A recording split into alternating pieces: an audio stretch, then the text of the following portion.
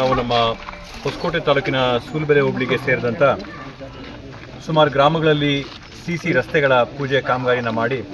ಚೀಮಸಂದ್ರ ಗ್ರಾಮದಲ್ಲಿ ಸುಮಾರು 25 ಲಕ್ಷ ರೂಪಾಯಿಗಳ ಸಿಸಿ ಕಾಮಗಾರಿ, ಬಾವಾಪುರದಲ್ಲಿ 25 ಲಕ್ಷ ರೂಪಾಯಿ, ಅದೇ ರೀತಿಯಲ್ಲಿ ಟಿ ಅಗ್ರಹಾರ, ಗುಳ್ಳಹಳ್ಳಿ ಮತ್ತು ಮುತ್ತುಕಳ್ಳಿ ಎಲ್ಲ ಗ್ರಾಮಗಳಲ್ಲಿ ಕೂಡ ಸುಮಾರು 25 ಲಕ್ಷ ರೂಪಾಯಿಯ ಕಾಂಕ್ರೀಟ್ ಕೆಲಸನ ಮಾಡಿ, ವಿಶೇಷವಾಗಿ ನಮ್ಮ ಭೀಮಕ್ನಹಳ್ಳಿ ಗ್ರಾಮದಲ್ಲಿ SCPಯಲ್ಲಿ ಮತ್ತು ಮುಖ್ಯಮಂತ್ರಿಗಳ ವಿಶೇಷ ಅನುದಾನದಲ್ಲಿ 50 ಲಕ್ಷ ರೂಪಾಯಿ ಅಭಿವೃದ್ಧಿ ಕಾಮಗಾರಿಗಳನ್ನ ಮಾಡಿ, ಏಕರಾಜಪುರ ಮುತ್ಸಂದ್ರದಲ್ಲಿ 20 ಲಕ್ಷ ಮತ್ತು ನಮ್ಮ ಇಲ್ಲಿ ನಗರೇನಹಳ್ಳಿ ಗ್ರಾಮದಲ್ಲಿ ಸುಮಾರು 30 ಲಕ್ಷ ರೂಪಾಯಿಗಳ ಒಟ್ಟಾರೆ ಈ ಎಲ್ಲ 8 ಗ್ರಾಮಗಳಿಗೆ ಸೇರಿದಂತೆ 2.25 ಕೋಟಿ ರೂಪಾಯಿಗಳಷ್ಟು ಅಭಿವೃದ್ಧಿ ಕಾಮಗಾರಿಗಳಿಗೆ ಇವತ್ತು ನಾವು ಚಾಲನೆ ಕೊಟ್ಟಿದ್ದೀವಿ. ಅದರ ಜೊತೆಗೆ ನಗರೇನಹಳ್ಳಿ ಗ್ರಾಮದಲ್ಲಿ ಶುದ್ಧ ಕುಡಿಯುವ ನೀರಿನ ಘಟಕ ಏನು ದುರಸ್ತಿ ಕೆಲಸ ಆಗಬೇಕಿತ್ತು, ದುರಸ್ತಿ ಮಾಡಿ ಇವತ್ತು ಸುಮಾರು 1,000 ಲೀಟ್ರಿನ ಸಾಮರ್ಥ್ಯದ ಶುದ್ಧ ಕುಡಿಯುವ ನೀರಿನ ಘಟಕನೂ ಕೂಡ ಇವತ್ತು ಲೋಕಾರ್ಪಣೆಯನ್ನು ನಾವು ಮಾಡಿದ್ವಿ. ವಿಶೇಷವಾಗಿ ಈ ಭಾಗದಲ್ಲಿ, ಗ್ರಾಮಾಂತರ ಭಾಗದಲ್ಲಿರ್ತಕ್ಕಂಥ ಎಲ್ಲ ಮೂಲ ಸೌಕರ್ಯಗಳನ್ನ ಒದಗಿಸೋಕ್ಕೆ ಏನೇನು ಕೆಲಸಗಳು ಮಾಡಬೇಕೋ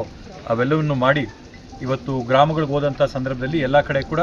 ನೀರಿನ ಪರಿಸ್ಥಿತಿ, ಕುಡಿಯೋ ನೀರಿಗೆಲ್ಲ ಕೂಡ ಸೌಲಭ್ಯಗಳಿದೆಯಾ ಅಂತೆಲ್ಲ ವಿಚಾರಿಸ್ಕೊಂಡು ಬಹುತೇಕ ಗ್ರಾಮಗಳಲ್ಲಿ ಎಲ್ಲ ಕಡೆ ಕೂಡ ಇವಾಗವರೆಗೂ ಯಾವುದೇ ಆದಂಥ ಕುಡಿಯೋ ನೀರಿನ ಒಂದು ವಿಚಾರವಾಗಿ ತುರ್ತಾದ ಪರಿಸ್ಥಿತಿ ಯಾವ ಗ್ರಾಮದಲ್ಲಿ ಕೂಡ ಕಂಡು ಬಂದಿಲ್ಲ.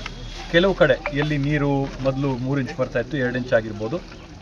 ದಿನ ಕೊಡ್ತಾ ಇದ್ದ ಕಡೆ ದಿನ ಬಿಟ್ಟು ದಿನ ಕೊಡ್ತಿರೋದಾಗಿರ್ಬೋದು. ಸದ್ಯದ ಪರಿಸ್ಥಿತಿಯಲ್ಲಿ ಈ ಭಾಗದಲ್ಲಿ, ಈ ಗ್ರಾಮಗಳಲ್ಲಿ ಓಡಾಡಿದಂಥ ಸಂದರ್ಭದಲ್ಲಿ ಎಲ್ಲಿ ಕೂಡ ನಾವು ನೀರಿನ ಒಂದು ಸಮಸ್ಯೆ ಎದುರಿಸ್ತಿರ್ತಕ್ಕಂಥದ್ದನ್ನು ಎಲ್ಲೂ ನೋಡಿಲ್ಲ.